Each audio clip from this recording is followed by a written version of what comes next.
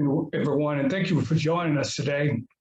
This most important, or very important conversation. Again, I am Robert Clompton, the president of the Mobile branch of the NAACP. The mission of the National Association for the Advancement of Colored People is to ensure the political, educational, social, and economic equality of rights of all people and work diligently to eliminate any race-based hatred and or discrimination. From the political perspective of our mission statement, there are alleged community concerns in the city of Mobile. Those concerns are that outside interests or special interest groups are attempting via dissemination of information to either oppress, suppress, manipulate, or even collude to affect voter turnout in the runoff elections in District 1 and District 2, most specifically District 2. However, any act of voter interference within an election is of the greatest concern to the NAACP, as we believe in fair and free elections. Some of our concerns: the unprecedented outside influence through financial contributions by special interest groups to both candidates in District 1. Are the allegedly conservative special interests attempting to establish a hidden agenda? Is a concern. With a win-win, regardless of who wins District 1, a win-win could and or divide the influence to the voting power of the selected council person. We must stay woke. Now, our perception of the strategy that concerns District 2 is an attempted creation of a sympathetic atmosphere, which would facilitate the emotion of the electors by exerting their financial backing to the late Councilman Reverend Lavonzi Manzi. Now, Mr. Manzi was an outstanding person. There are no ands, ifs, and buts about it.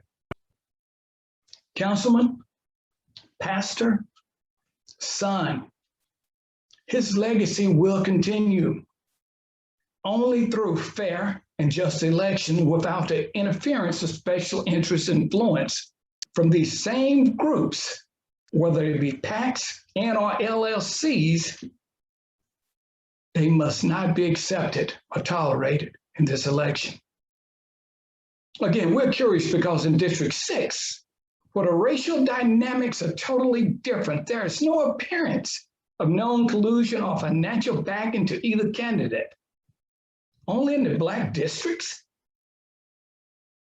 We've always been told to follow the money, and the motives of its distribution will be exposed.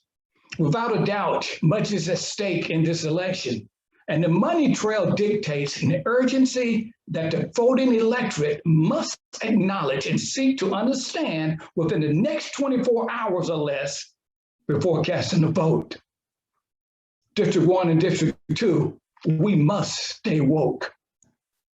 How will your communities be affected by the outcome of the election? Will the money trails create a better community? Will it support issues of importance to protect and serve the interests of Mobile's Black community, which now constitutes more than 51% of the city's population? Will it finally ensure the equitable delivery of city services in your neighborhoods and greater economic opportunity in city contracting and board appointment and all governance that sees any other aspects of government, or give you, or will it give you a special election in which no candidates will be safe? These questions must be addressed by each voter. The answer cannot be, we need an election because 77% of the voting populace can vote for a certain candidate, when exceedingly less than 50% of the populace voted.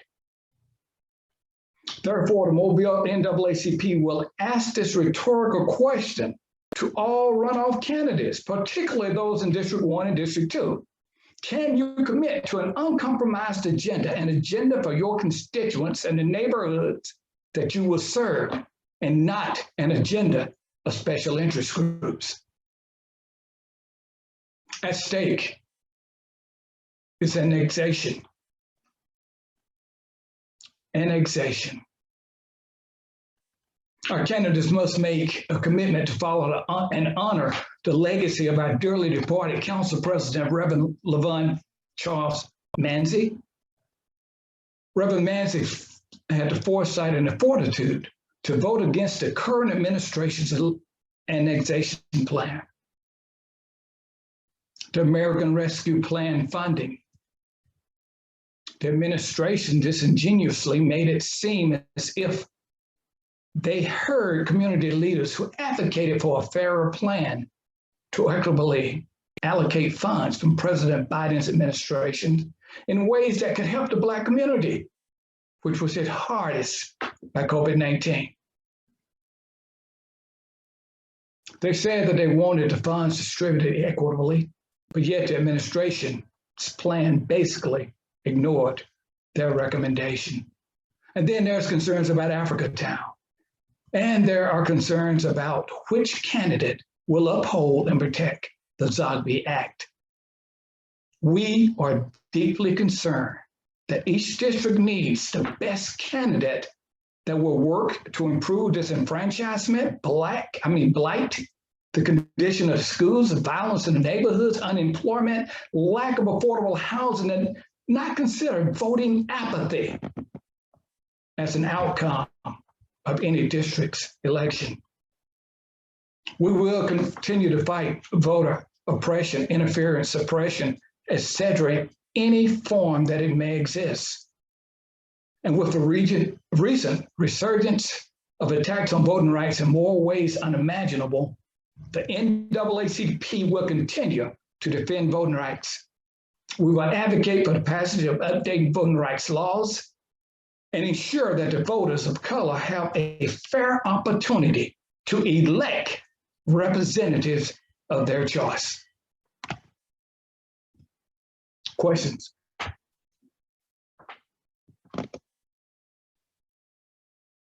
At this time, we'd like to open the floor for any questions. Media first. If you can use the reactions button to raise your hand, please.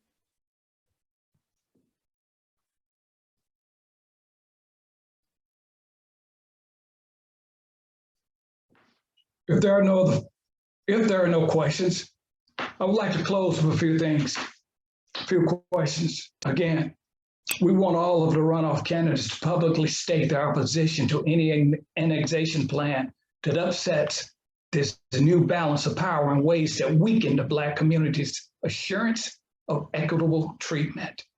We ask all runoff candidates to honor the desires and wishes of their community when the administration seeks City Council approval of contracts to spend these funds. And we also ask all candidates, but particularly the District 2 candidates, to commit to providing any and all necessary resources to protect and restore Africa Town, even build it back better, not just for tourism, which will ultimately benefit us all, but for the residents themselves. Thank you.